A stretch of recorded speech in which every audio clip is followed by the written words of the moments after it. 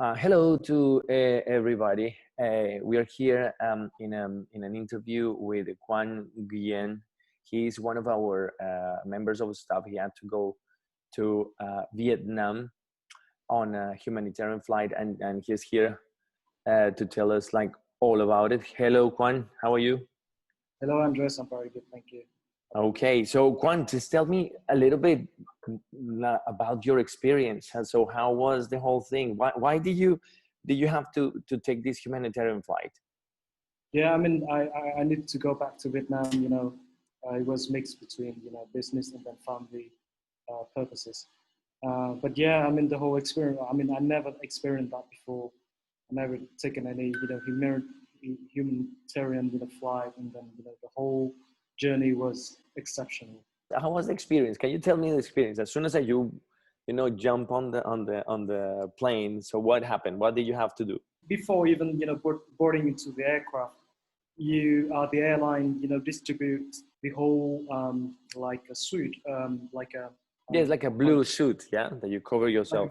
exactly, that will cover your head to your toes. So, and then the glasses as well, the mask, of course. What about the crew members? Do they have to be like that as well? Yeah, exactly the same. And then what sort of do they do any examinations, like medical examinations before entering the flight, or? Yes, they do. They did check our temperature before getting to the aircraft. How long was the flight?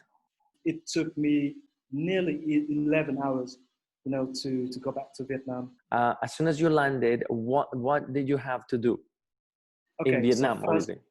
yeah, so first you have to queue, and then everything like your cabin luggages, you put on one side, and they're gonna, put a spray or something to disinfect, everything.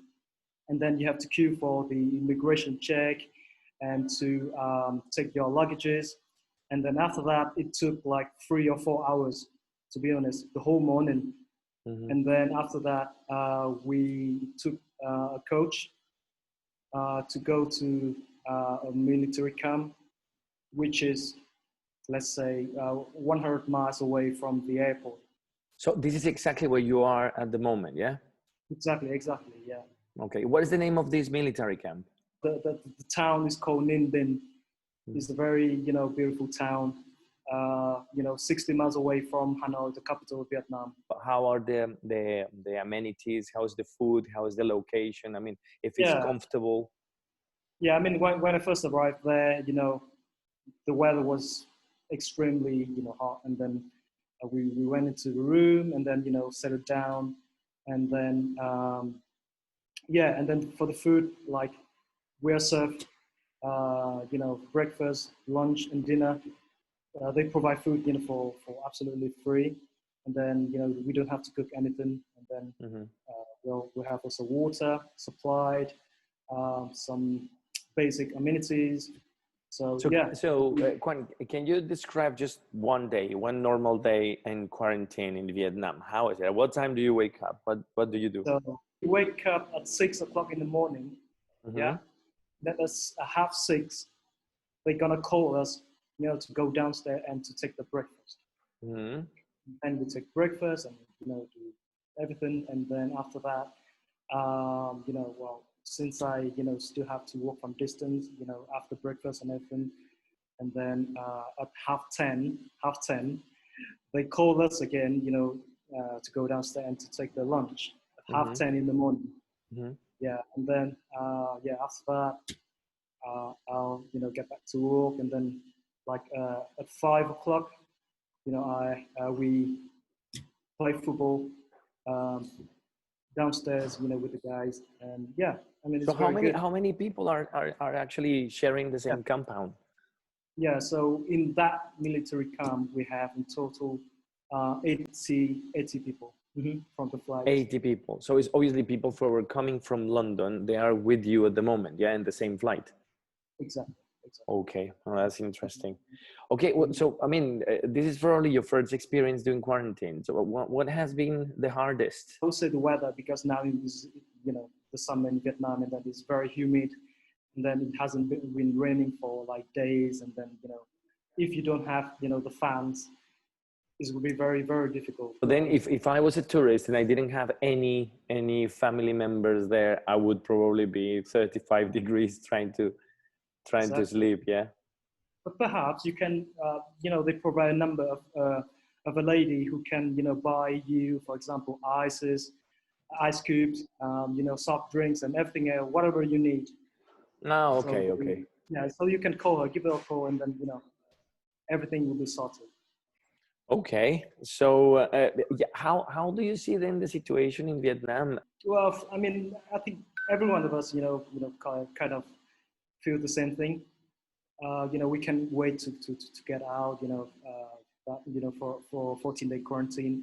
But, it's something that we never experienced that before, So it's a good, experience to go through, given, that circumstances. Mm-hmm. Yeah. And by now, the way, I'm sorry, I'll have the daily, temperature check right now. you have to do it. Okay, no problem. Yeah, you come back later. Yeah. Okay. So. Okay, that was fast. Yeah. Okay. So we are checked twice a day, one in the morning, and just now in the afternoon. Related to the aviation industry, obviously we know that we have 50,000 pilots probably looking to see what's happening in Southeast Asia. When are the jobs are going to be open again? How is it going to restart, the economy or the industry basically? When is it likely to resume back to probably normal? Airlines in Vietnam, they already started, to resume the operation, but, only for domestic flights. And then, the demand, for traveling, the demand for travel, to the holiday destination in Vietnam is massive at the moment. It's massive. Mm-hmm.